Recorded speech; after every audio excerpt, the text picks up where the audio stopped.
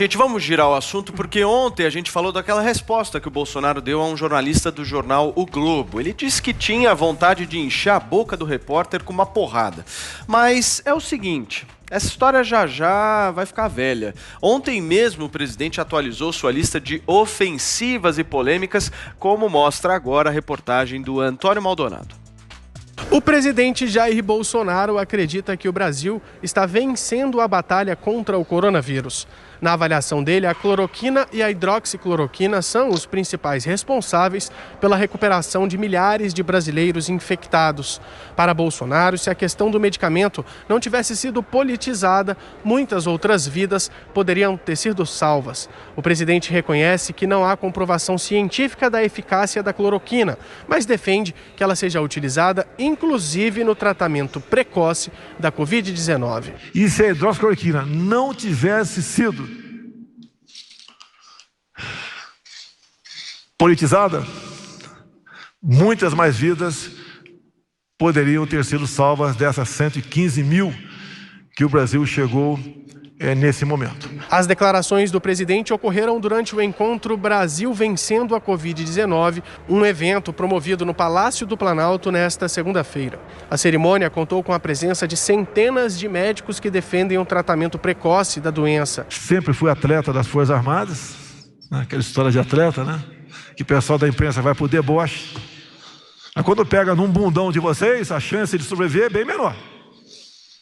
Só sabe fazer maldade, usar caneta com maldade em grande parte.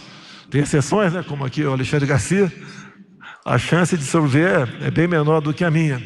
Esse grupo de profissionais da saúde defende que quanto antes os sintomas começarem a ser tratados, maior é a chance de se evitar a evolução para casos graves. É o caso, por exemplo, do Dr. Luciano Dias Azevedo, que entregou ao presidente um documento denominado Ato de Apoio ao Tratamento Precoce de Covid-19. Nós pedimos a disponibilização de todos os fármacos, equipamentos para atendermos precocemente cada fase da doença em cada família brasileira, porque afinal de contas, nós médicos, os gestores, os políticos, a população, cada ser humano estamos envolvidos em um só propósito: salvar vidas. O ministro interino da Saúde, general Eduardo Pazuello, não participou do evento, mas conversou com a Jovem Pan nesta segunda-feira. Ele, que foi responsável pelo Ministério ter mudado de postura e ter passado a recomendar o uso precoce da cloroquina contra a Covid, criticou a postura dos antecessores, principalmente do chefe da pasta no início da pandemia, Luiz Henrique Mandetta. Aos primeiros sintomas, tem que procurar o médico, a unidade de saúde. E o paciente tem que tomar os medicamentos e ser acompanhado pelo médico, para ver se não precisa outras intervenções. Se nós tivéssemos feito isso desde o início, nós teríamos tido menos mortes no nosso país. Eu não tenho nenhuma dúvida. É bom lembrar que atualmente o protocolo do Ministério da Saúde já recomenda o uso da cloroquina e da hidroxicloroquina em pacientes com sintomas leves do coronavírus. O próprio presidente Jair Bolsonaro começou a usar o medicamento antes de receber o resultado do teste, ou seja, antes de saber que de fato estava com o coronavírus no organismo. De Brasília, Antônio Maldonado. Ô Vini, muita gente do jornalismo, figuras conhecidas, ficou brava com o presidente, né? É verdade, Paulo. E pessoas que mantinham uma certa boa relação aí com o presidente, eram de alguma forma próximas ao presidente. O apresentador José Luiz da Atena, por exemplo, da Bandeirantes, que apresenta o Brasil Urgente, é alguém que tinha muito acesso ao presidente Jair Bolsonaro, entrevistou várias vezes o Bolsonaro em seu programa e ficou muito incomodado com essa fala do Bolsonaro sobre os bundões do jornalismo. O da Atena disse que, apesar de respeitar o presidente por gostar muito dele, ele acaba abrindo um caminho de duas mãos e permite com que ele, da Atena, chame também agora o presidente Jair Bolsonaro de bundão. Vamos ver. Eu, por exemplo, sou do jornalismo e não sou bundão. Sou o presidente Bolsonaro. Eu não sou bundão. Agora, o senhor me dá o direito de chamar o Jair de bundão. Então, bundão é o Jair. Bundão é o senhor. Não o presidente da República. Esse eu respeito. Tá aí a palavra, então, do apresentador José Luiz da Atena, ontem, durante o programa Brasil Urgente da Bandeirantes. E o Diogo Mainardi, Paulo Matias, jornalista também do Manhattan Connection da Globo News, do Antagonista, também ficou bastante chateado. Ele que perdeu recentemente o pai dele, Enio Mainardi, por decorrências da Covid-19, também fez um questionamento e chamou o presidente Jair Bolsonaro de animal asqueroso. Vamos ver. Bolsonaro disse que os bundões têm mais chance de morrer de Covid-19. Alguém cujo pai morreu de Covid-19 pode sentir vontade de dar uma porrada na boca do presidente da República? Ou isso é se igualar ao que ele tem de pior, esse seu espírito mais arcaico, mais brucutu, essa sua personalidade estupidamente, asquerosamente animal? É uma dúvida que eu tenho, você pode me ajudar a responder. Tá aí então Paulo Matias, jornalista, Diogo Mainardi, que, como eu já disse aqui, teve o pai recentemente, perdeu o pai recentemente por decorrência da Covid-19, o Enio Mainardi, que morreu aos 85 anos, Paulo. Muito bem, Joel Pinheiro, vamos lá. Fora a história do bundão, hein? Eu quero te ouvir sobre uma outra frase do presidente que acabou sendo relegada a um segundo plano nessa história toda. Ó, Bolsonaro diz que grande parte dos jornalistas só sabe fazer maldade, Joel. Olha, não tem nem resposta para isso, mas vamos lá, vamos comentar os pontos da fala dele aqui. Primeiro ponto que eu levantaria.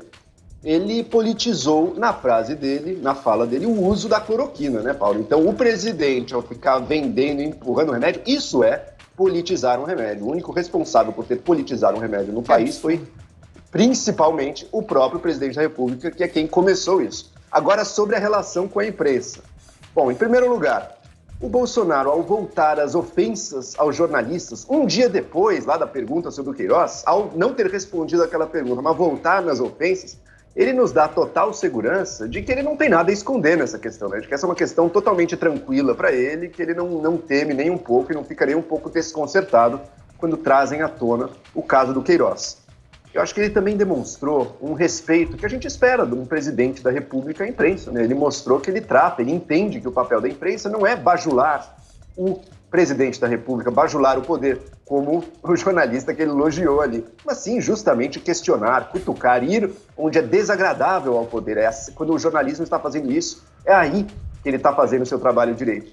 E por fim, não podemos negar, o Bolsonaro demonstrou também uma atitude muito respeitosa para os 115 mil, ou talvez mais de 115 mil mortos de Covid-19 no nosso país, né? Eu dizer que bundões é que morrem mais, a gente fraca, a gente que não... Então, achei que o presidente demonstrou uma fala, assim, lapidar, presidencial mesmo, digna de aplausos aqui de todo mundo que não tem a caneta malvada da imprensa, né? Adriles, não é o seu caso, né?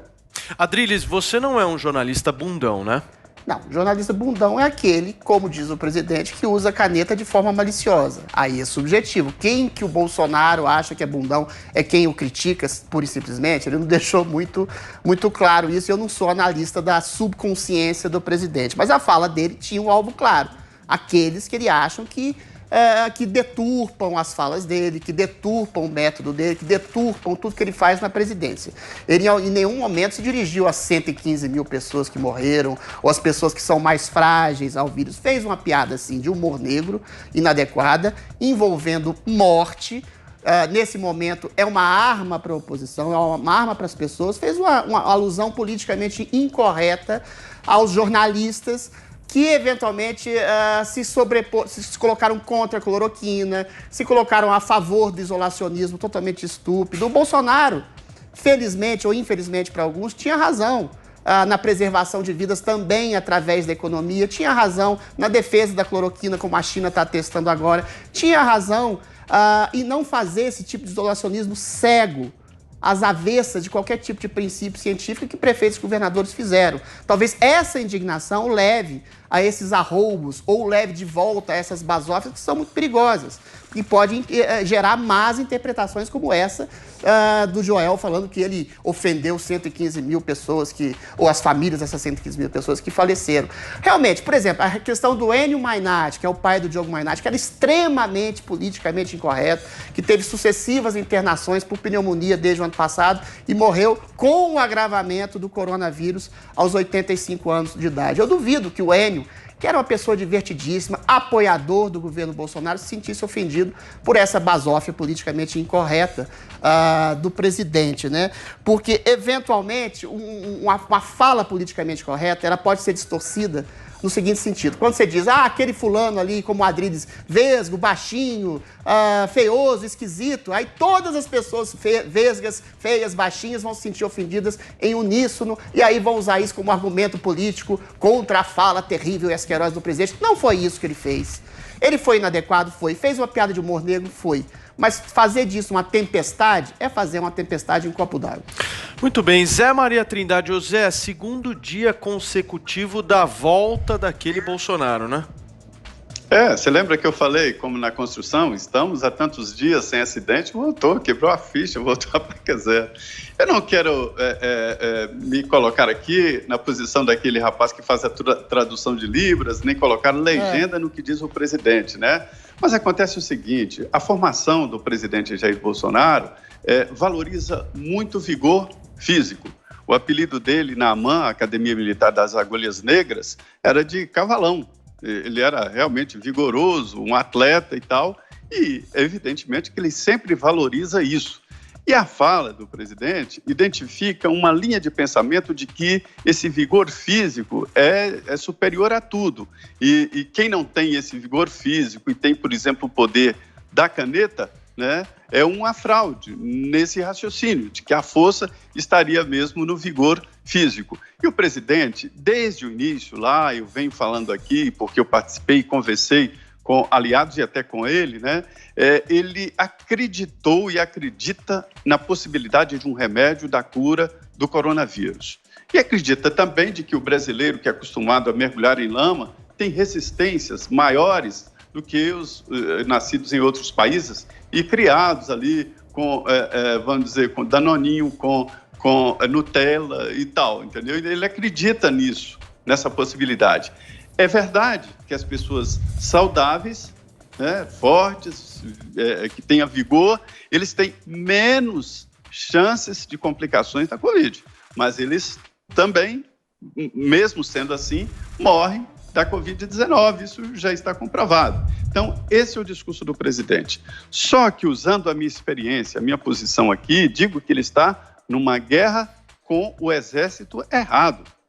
Nós, trabalhadores aqui, somos, eu costumo dizer, eu uso o termo e tal, como um macacão. Nós somos os operários da comunicação. Somos chamados de abelhas, de zangões, cada grupo de segurança dá um nome, né? Vários nomes, mas enfim, não adianta brigar com aquele repórter que está na porta do Palácio da Alvorada, que está no dia a dia no Palácio do Planalto e que está ali naquela solenidade, num chiqueirinho cercado, né, que são os credenciados, ali acompanhando, e que ele apontou o dedo. São apenas os repórteres, né? Esta guerra, ela é uma guerra lá de direção, de grupos empresariais de comunicação. Então, ele está numa guerra errada, mas, evidentemente, ele está ainda demonstrando e destilando mágoas do tratamento que se dá à família dele, aos filhos e tal.